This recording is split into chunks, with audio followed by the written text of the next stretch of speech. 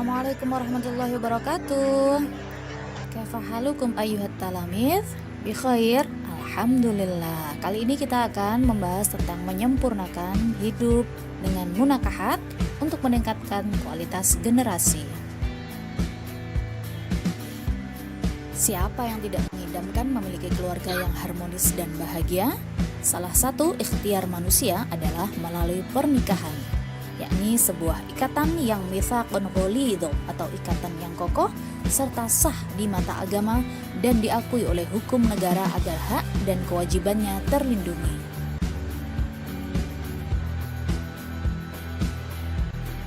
Salah satu dalil tentang pernikahan terdapat dalam Quran surat An-Nur ayat 32. A'udzubillahi minasyaitonirrajim. Bismillahirrahmanirrahim. Wa ankihul ayama minkum was-solihina min ibadikum wa imaikum iyyakunu fuqara yughnihimullahu min fadlih wallahu wasi'un alim. Dan kawinkanlah orang-orang yang sendirian di antara kamu dan orang-orang yang layak berkawin dari hamba-hamba sahayamu yang lelaki dan hamba-hamba sahayamu yang perempuan. Jika mereka miskin, Allah akan memampukan mereka dengan karunia-Nya, dan Allah maha luas pemberiannya lagi maha mengetahui. Selain itu terdapat dalam Quran surat An-Nahl ayat 72, Quran surat Ar-Rum ayat 21, serta beberapa hadis yang disampaikan langsung oleh Nabi kepada sahabat-sahabat beliau.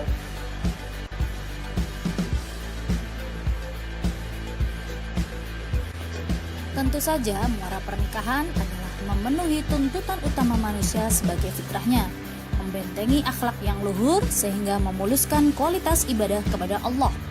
Melalui pernikahan kita membangun syurga dari rumah kita, saling mendukung, saling menyayangi, sehingga tercipta keturunan yang solih dan solihah yang kelak akan menaikkan derajat kita di mata Allah. Amin. Hukum pernikahan pada dasarnya adalah mubah, artinya boleh dikerjakan dan boleh juga ditinggalkan. Meskipun demikian, ditinjau dari segi kondisi orang yang akan melangsungkan pernikahan, hukum nikah dapat berubah. Sunnah artinya ia mampu menikah dan mampu mengendalikan diri dari perzinahan.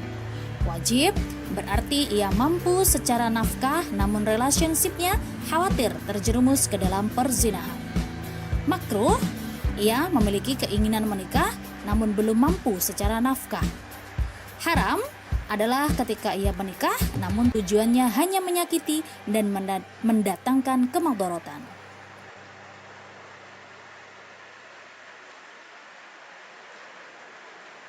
Rukun nikah. Yang pertama, ada calon mempelai. Kedua, adanya wali dari pihak wanita. Tiga, ada saksi nikah. Keempat, ada sighot atau akad, ijab dan qabul. Apabila mempelai adalah seorang difabel, semisal tunawicara, tunarungu atau tunanetra, dapat menggunakan bahasa isyarat. Mayoritas ulama memasukkan status wali ke dalam syarat pernikahan. Keberadaan wali dianggap sama dengan status saksi. Kendati merupakan syarat, maka ia wali harus ada dan dianggap tidak sah bila tidak ada wali atau saksi. Rasulullah Shallallahu Alaihi Wasallam bersabda, tidak ada nikah kecuali dengan adanya wali. Wali dibagi menjadi dua. Yang pertama adalah wali nasab. Wali nasab adalah wali yang memiliki pertalian darah dengan mempelai, seperti ayah kandung jika masih hidup. Namun, jika ayah kandung sudah tiada, maka walinya adalah dari kerabat si mempelai perempuan dari pihak laki-laki. Mereka adalah kakek dari pihak ayah, saudara laki-laki, paman dari pihak ayah, anak laki-laki paman dari pihak ayah, dan seterusnya. Sedangkan dari pihak ibu, baik kakek, paman dari ibu, saudara laki-laki seibu, bukanlah wali dalam pernikahan, karena mereka bukan asobah, tapi dari kalangan dawil arham. Untuk syarat menjadi wali pernikahan, pastinya laki-laki, muslim, cukup umur atau dewasa menurut Islam, berakal, dan memiliki hak untuk menikahkan. Yang kedua adalah wali hakim. Ia berasal dari tugas yang ditunjuk oleh negara. Kita biasa menyebutnya sebagai penghulu atau kepala KUA. Wanita yang haram dinikahi atau mahram terdiri dari 4. Yang pertama, mahram karena keturunan, seperti ibu kandung, nenek, dan seterusnya ke atas, anak perempuan kandung, cucu, dan seterusnya ke bawah, saudara perempuan sekandung, sebapak atau seibu, tante dari pihak bapak atau ibu, keponakan dari pihak adik atau kakak laki-laki atau perempuan. Kedua, mahram karena sepersusuan, yaitu ibu yang menyusui dan saudara perempuan sepersusuan. 3. Mahram karena pernikahan, seperti mertua, anak tiri jika sudah bersetubuh dengan ibunya, ibu tiri atau mertua tiri baik sudah dicerai oleh ayah atau belum.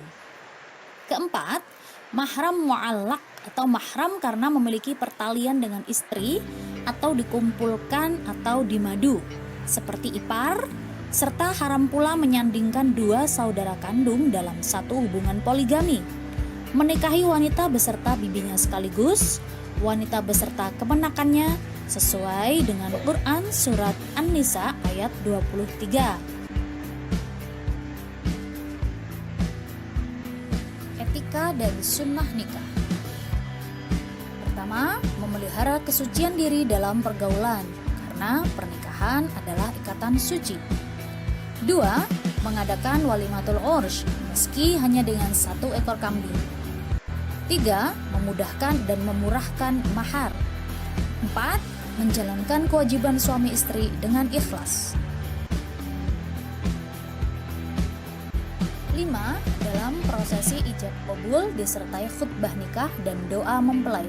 Barakallahu laka wa baraka alaika wa jama'a bainakuma fi khair.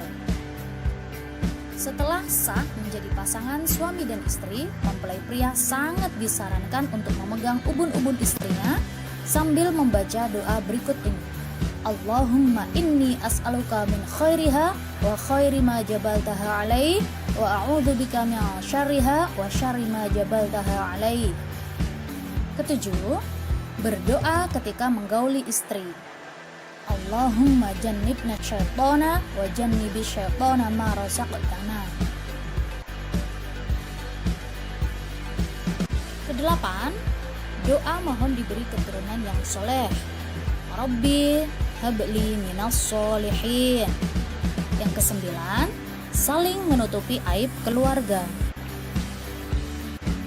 Perkawinan menurut perundang-undangan di Indonesia, yakni Undang-Undang Nomor 1 Tahun 1974, seluruh warga negara dari agama apapun dalam hal perkawinan secara umum terikat dengan perundang-undangan tersebut.